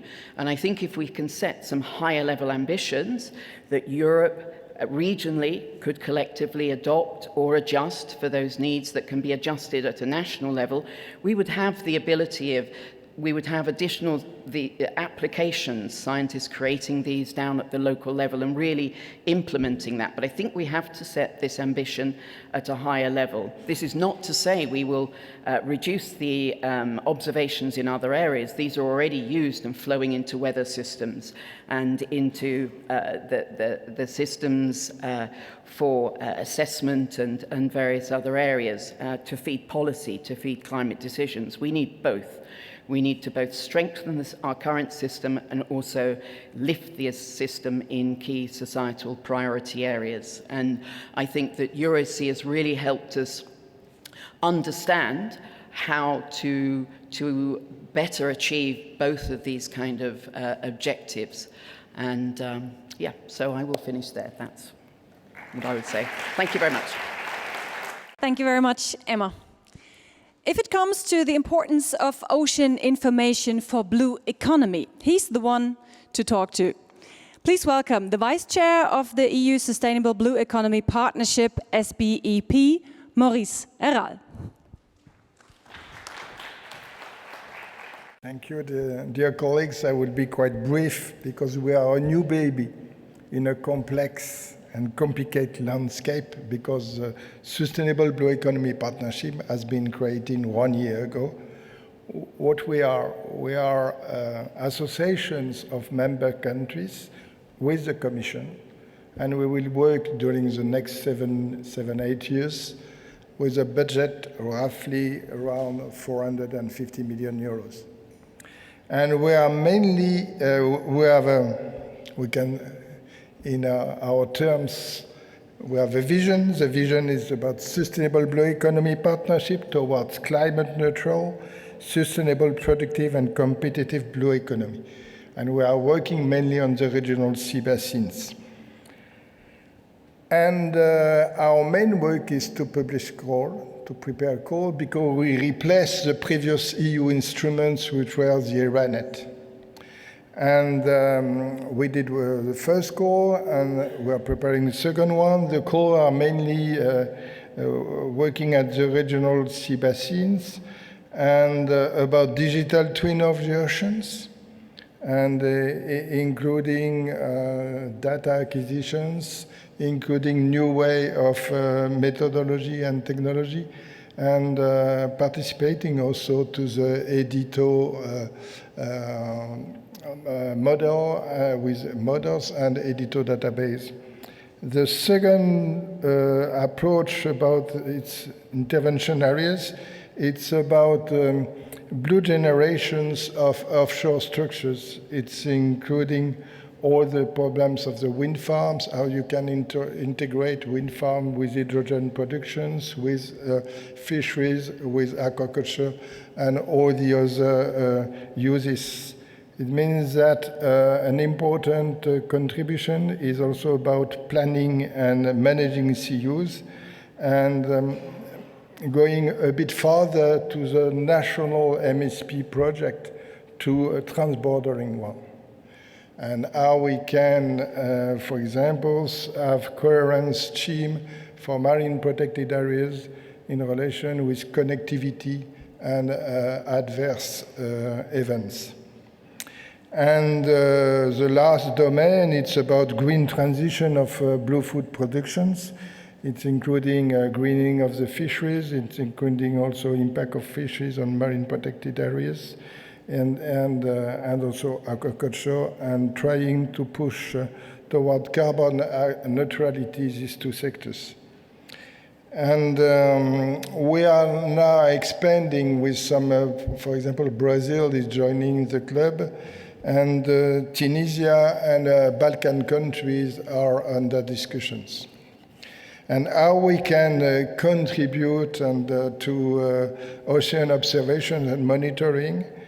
And we'll have, it's just a preliminary thinking, because we have 2 workshops next week, one with the Commission services Monday, and the second one, I think it will be Wednesday, and you will be there to have strong connection between EuroSea and SBEP. And we can contribute first, of course, with the research project. The research projects which are dealing with digital twin or marine spatial planning, they will contribute to the editor or whatever, but to product data and innovative models in that domain. And we saw quite well that the landscape is very fragmented, and we are trying to see if there are some gaps that the member states want to fill, and what are the activities that we can grant. And we can deal mainly about integrated the data, including socio-economical data. And I think that one of the other speakers, it's about OECD, but it's true that when you are working about scenario management of ecosystems through digital twin or through whatever the instruments, it could be ecosystem management, you need to see the impact, for example, about sea level rise, about tourism, about coastal cities, and the harbors, and all this. And all these things are not well connected in terms of database. The data are existing. You have data collection regulations. It's about fisheries, but fisheries are not connected with the environment. OECD about mainly economic data, but with the World Bank also. And different metadata, biodiversity. In the partnership Biodiversa Plus, we're working on case studies to develop marine mammals or invasive species monitoring, how we can put all these things together, you see. It's one of the challenge. And of course, we will have in the research and innovations course about emerging technology with international deployment, connection with the industry, and how we can have some automatic systems, for example, automatic sensors to be promoted. Thank you. Thank you very much, Maurice. If we talk about the future, about goals and solutions, we should not forget about the next generations. The young scientists of today have to deal with the problems of tomorrow, of course. And she's trying to grow a strong link between generations of researchers. Please welcome, from GEOMAR Helmholtz Centre of Ocean Research in Kiel, Fiona-Elaine. Hello, everyone.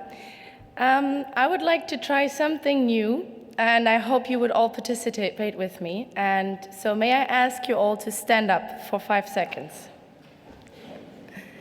Yes, and for the ones watching online, just bear with me for 1 second.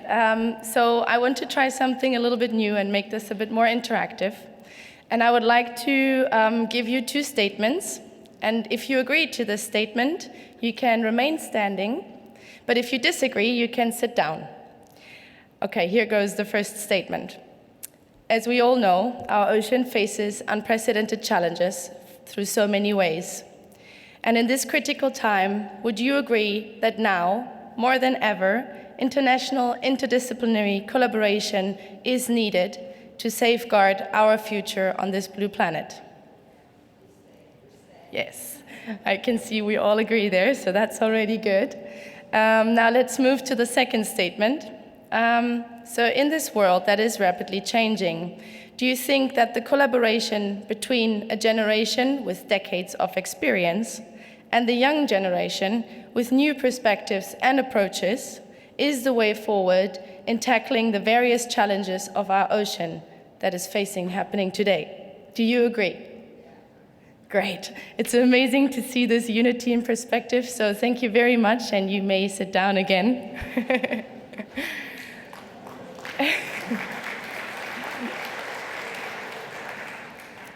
First of all, I want to say it's a really great honor to have the chance to speak to you today, back to back with so many inspiring personalities and role models. And I stand before you not just as an individual, but as a voice echoing the aspirations and concerns and hopes of early career ocean professionals and the next generation. As a child, I often dreamt of flying, not in the sky, but beneath the waves, simply floating, weightless, without gravity. I hoped that if I would just spend enough time underwater, eventually I could grow some gills and then discover the planet without the restriction of holding my breath. What I got instead was a lot of ear infections from spending so much time underwater. But swimming has never just been a sport or a hobby.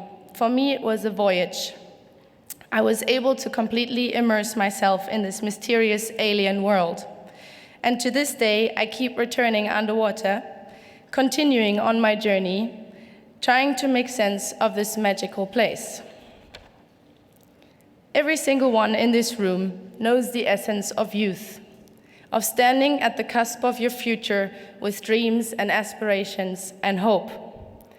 Yet, as a young marine biologist, growing up with conversations around climate change, overfishing, so on, and how the ocean will change over the next decades, I have to admit, I can't help but worry. Historically, it's been the explorers, the pioneers, the adventurers who have paved the way, mapping the unknown, uncovering the secrets underwater. Today, the responsibility of continuing the discovery and stewardship of the ocean is slowly but surely passing to a new set of hands, to a generation that sees the world through a different lens. But what sets us apart from other generations? Well, we are the generation of digital natives. Tech is part of our DNA. We don't just use technology, we live it. Think about it. A childhood where one can virtually swim with dolphins, simulate ocean currents, or predict marine events. That's our playground, and it's changing the paradigm of ocean studies. This tech-driven upbringing has not just made us learn how to use new tools, but it has also reshaped how we approach problems and seek solutions. And this technological edge, however, is coupled with a pressing weight on our shoulders. Our ocean is in flux. Coral reefs are bleaching, sea levels are rising, and marine habitats are shifting. This is the backdrop against which we're building our careers. Our concerns aren't just academic, they're deeply personal.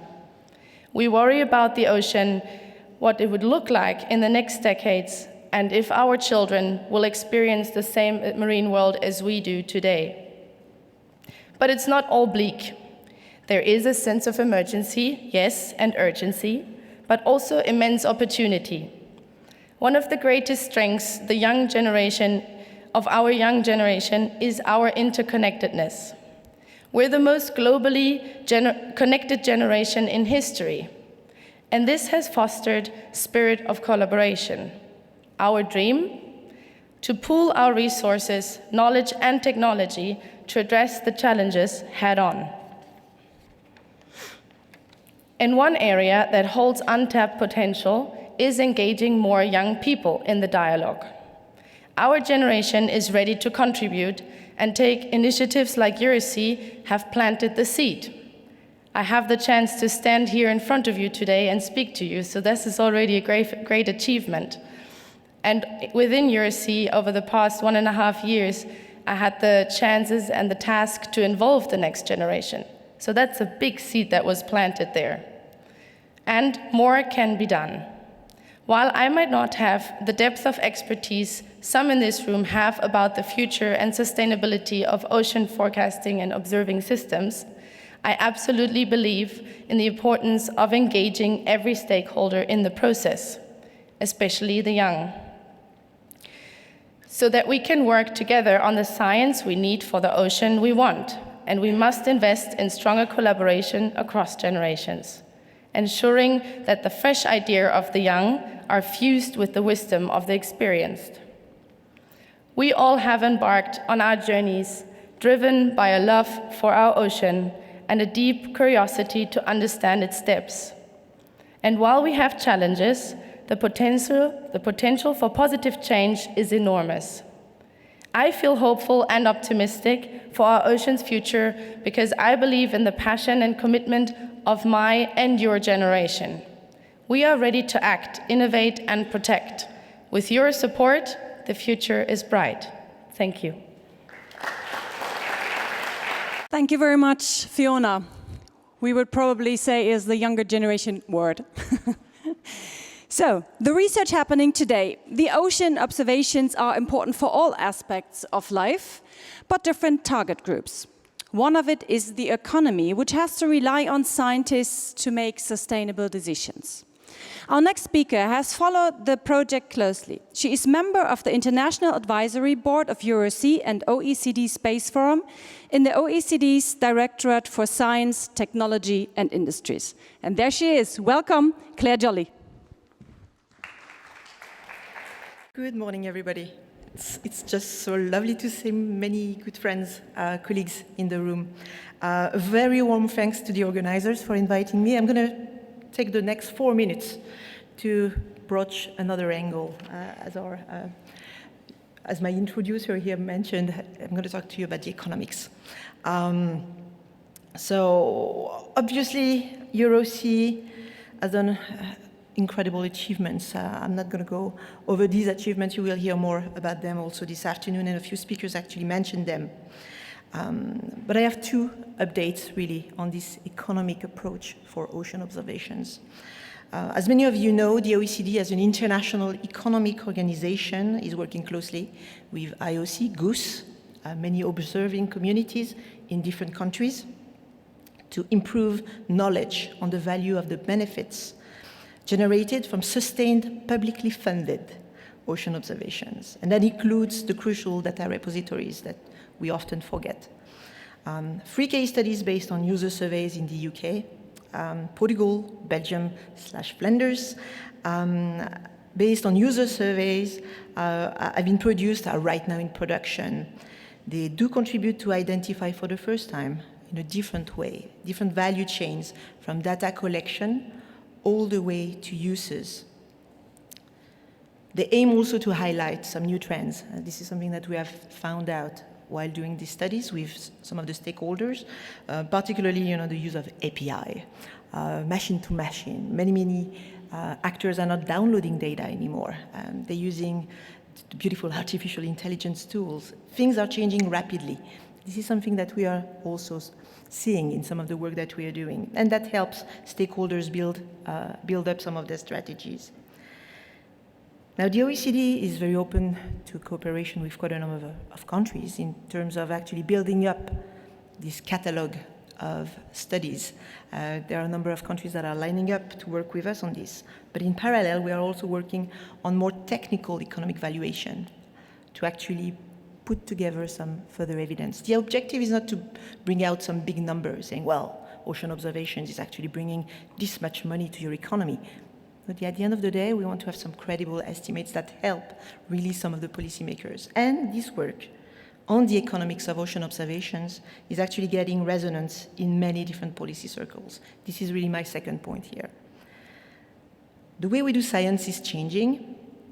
Demands are growing for faster, more cost-effective innovations to deal with major challenges. In April 2024, around 2 weeks after the UN Decade conference that will take place in Barcelona, the OECD will host at ministerial level the meeting of the Committee for Scientific and Technological Policy here in Paris under French presidency. Ministers from OECD countries and partner economies, more than 40 ministers, funders of many of the research infrastructures that we are talking about today, will meet and will be discussing a proposed transformative research and innovation policy agenda to address better the acceleration of climate change, this is one of the big topics here, biodiversity loss, sustainability of our economies in general, the socio-economic benefits of sustained ocean observations for our societies beyond their obvious crucial role in weather, climate science, maritime operations, well, should be addressed during the discussions. This is a first for the OECD, this is the first for the ocean observing community. So the ocean and the need for sustained ocean observations will get more visibility at high level.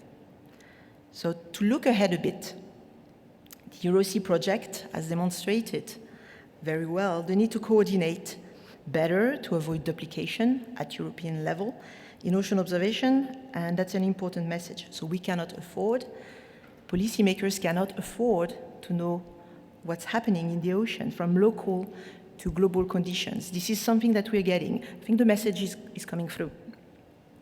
However, another message that's often forgotten is that they need to support programs, research infrastructure in a cost-efficient manner. And I think the recent UK exercise in providing priorities, I would say, for some of the future ocean observing infrastructure is a good example of requests from governments. That means that we need collectively, internationally, to really build up this economic evidence to make sustained, cost-effective ocean observations of many essential ocean variables a reality worldwide. This element should not be forgotten. So the OECD is here, looks forward to work with, again, many ocean observing communities. I know the oceanographic community is very well represented here in this room, but we know there are other communities that are actually building up. And we are really looking forward to continue working with you, because we obviously need more data, but we need to make the case very often. So I'll stop here, and I thank again our EuroSea colleagues. I think you're paving the way for some very nice initiatives coming along. So thanks again. Sounds good. Thank you very much, Claire Joly. Calibration and validation of satellite data compared with measured data of ocean observation, that's his job. He's head of the Earth Surfaces and Interior section at European Space Agency ESA. Please welcome Craig James Dunlan. Good morning, everybody, and thank you for the opportunity to speak to you today. I'm speaking on behalf of my director, Simonetta Kelly, who can't be with us today. But I want to start with some discussion about ocean observations. Benjamin Franklin, you probably all know, was a postmaster general in the 1700s, making diligent measurements of the ocean as observed by sailors that came over from Europe. And he mapped all these in some beautiful maps that you can see in the Smithsonian Museum. And they declared that there is a river in the ocean. And of course, people understood that who were sailors, but this was a great revelation. And that kind of curiosity, that diligent data management back then is still relevant today. We need both. Because if we want to have the ocean that we need, a sustainable ocean, we need that integrated view. That's the evidence base from which we can make robust decisions which directly impact the ocean's sustainability. And to do it, it requires a diversity of measurements, including quasi-synoptic views from space, complemented by the fiducial reference measurements, the well-calibrated standards-based measurement across the full depth of the ocean at the appropriate time and space scales. That's our job. If we want the ocean to be sustainable, we need to understand it. So imagine what Franklin would say today when he sees from space, in one day, the same currents mapped repeatedly, regularly, the data used to force ocean circulation models, giving us predictions that can be used. Those predictions include everything we have, the in situ and the space component. Now, the oceans are globally connected, and space gives you that unique vantage point. And at the European Space Agency, together with the European Commission and others around the world, we have developed a series of missions of unprecedented caliber over the last few years, in particular the last decade, to the European Union's Copernicus system. The European Space Agency is the implementer of that, together with our sister organisation, EUMETSAT. That's an unprecedented set of observations. It's really been quite an amazing decade to think that we have an operational system that is actually providing us with that regular, repeat view. Without that, we can't address the Green Deal. We can't really look at the blue economy. We can't think about marine protected areas, illegal fisheries, biodiversity, the impacts on tourism, harmful algal blooms, marine planning, and much, much more. We need the integrated view.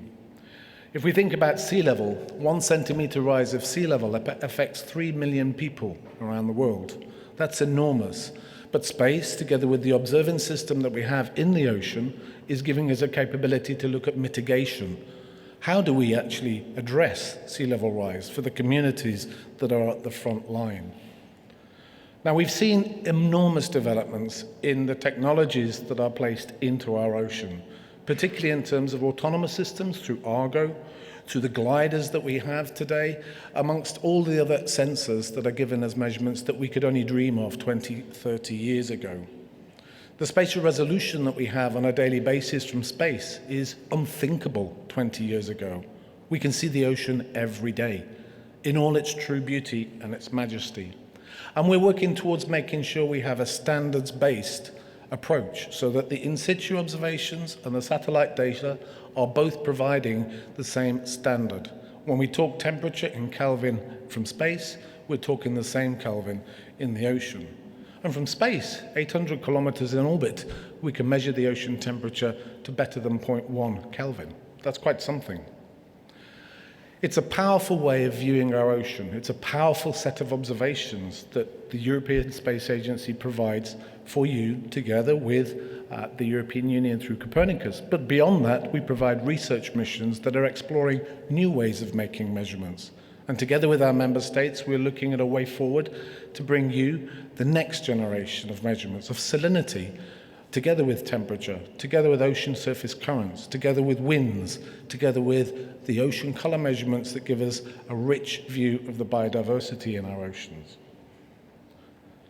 It's not really enough. We have one ocean, and we have one ocean family. The science and the system that we're talking about today, we need to design for the ocean that we want tomorrow. And people really matter in that design. We need to invest in the future of our people so that we can have those people work with the ocean observations that we're talking about today. And I think investing in the future of our people is important, and Fiona gave a really amazing and moving call to bring the family of oceanographers together. The grandparents must be talking to the children if we're to look after our ocean. So I'll finish by just saying again, an integrated view of the ocean, space and in water to full depth, constitutes the evidence base for robust decisions. We want our decision makers to be strong in their decisions, to be clear in their decisions, and to be confident in their decisions. That's what we need for a sustainable ocean. The European Space Agency is your space agency, and it's working to support a sustainable ocean. And we remain committed to a long-term dialogue and support to ensure an effective global ocean observance system design. Thank you. Thank you very much. That was actually the last speaker of the morning.